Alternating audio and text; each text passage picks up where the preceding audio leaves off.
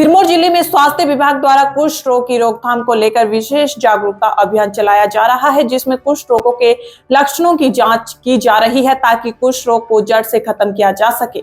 मुख्य चिकित्सा अधिकारी सिरमौर डॉक्टर अजय पाठक ने बताया कि हर वर्ष विभाग द्वारा कुष्ठ रोग की रोकथाम के लिए जागरूकता अभियान चलाया जाता है। उन्होंने कहा कि सिरमौर हर बच्चे का सपना होता है कुछ बड़ा करने का, और उनके सपनों को साकार करने के लिए चाहिए एक मजबूत नींव।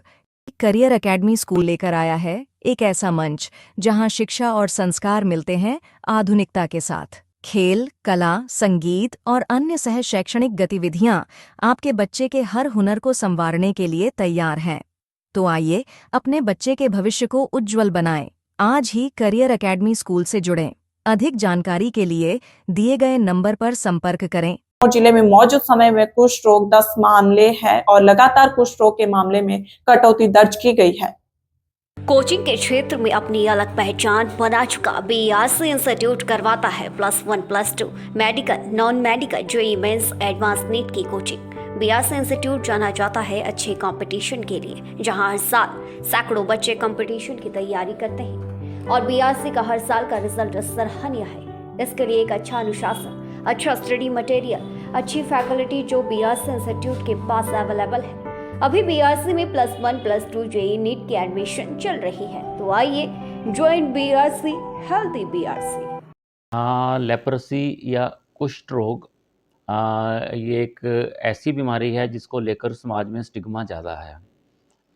हमारे ज़िले में अगर हम बात करें तो इस समय लगभग 10 केस लेप्रोसी के हैं और हर साल कुछ केस आते हैं, कुछ ट्रीट हो जाते हैं, बिल्कुल नए हो जाते हैं। जैसा कि पहले आप देखते थे कि जो लेप्रोसी के मरीज़ हैं उनके किसी के हाथ टेढ़े हैं, किसी के पाँव टेढ़े हैं।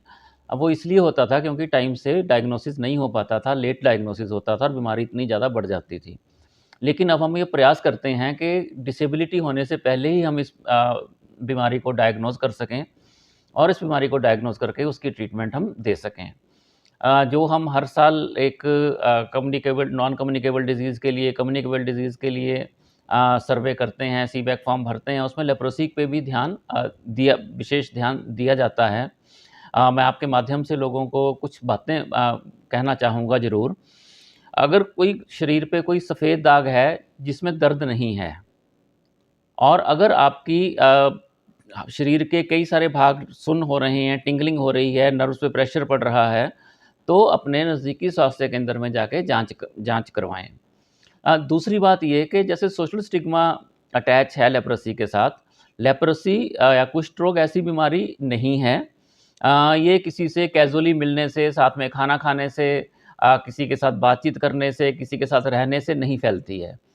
ये बीमारी तभी फैलती है जब आपको बहुत लंबा टाइम तक किसी कुष्ठ रोग के मरीज़ के साथ रहते हैं।